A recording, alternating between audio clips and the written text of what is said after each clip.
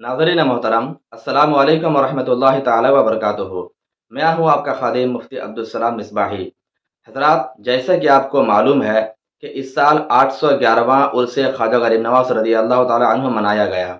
लेकिन आज 811 साल गुजरने के बाद भी ऐसा सानिहा, ऐसा मामला कभी ना देखने को मिला था जो आज हमने इस साल सरकार ख्वाजा गरीब नवाज रज़ी अल्लाह ताला अन्हु के उर्स मुक़द्दस के मौके पर देखा। आप बखूब जानते हैं कि इस साल किस तरीके से पब्लिक और मुजावरों के बीच में झड़प हुई और किस तरीके से मामला बिगड़ा, लोगों को चोट भी आई, लोगों के सर भी फूटे, क्या कुछ नहीं हुआ। अब अगर देखा जाए कि इन सारे मामलात का जिम्मेदार कौन है, इन सारे मामलात का जिम्मेदार अगर देखा जाए तो अजमेर के नाम निहाद यही खादिम है, यही मुजावर हैं जो अपने आप को वहाँ के खुद्दाम कहलाते हैं।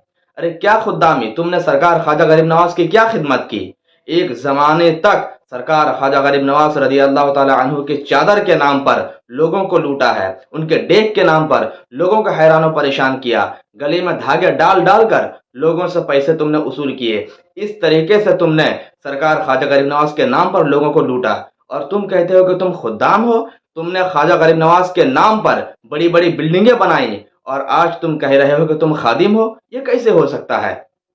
जरा गौर तो करें कि ये वही लोग हैं जो सरकार ख्वाजा गरीब नवाज रज़ी अल्लाह ताला अन्हु के टुकड़े पर पलते हैं, उनके नाम पर बड़ी बड़ी इमारत बनाते हैं और आज खुद उनके दरबार में आने वाले ज़ायरीन के साथ मारपीट करते हैं। यहाँ तक नौबत आ गई।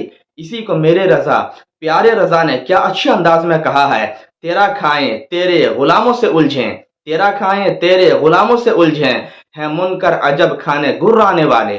ये वही लोग हैं जो खाते तो सरकार ख्वाजा गरीब नवाज का है, लेकिन खुद उनके गुलामों से उलझते हैं, उन्हें परेशान करते हैं। जरा सोचो तो सही, तुम किसके रुश पर चल रहे हो, तुम किसके रास्ते पर चल रहे हो।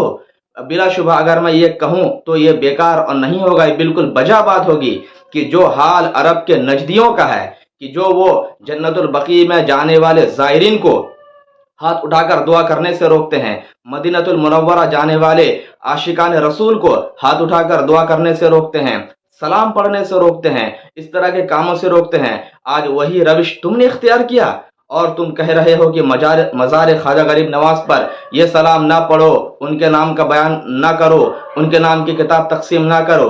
इस तरह की बातें, जरा सोचो तो सही, तुम किसके रविश पर चल रहे हो।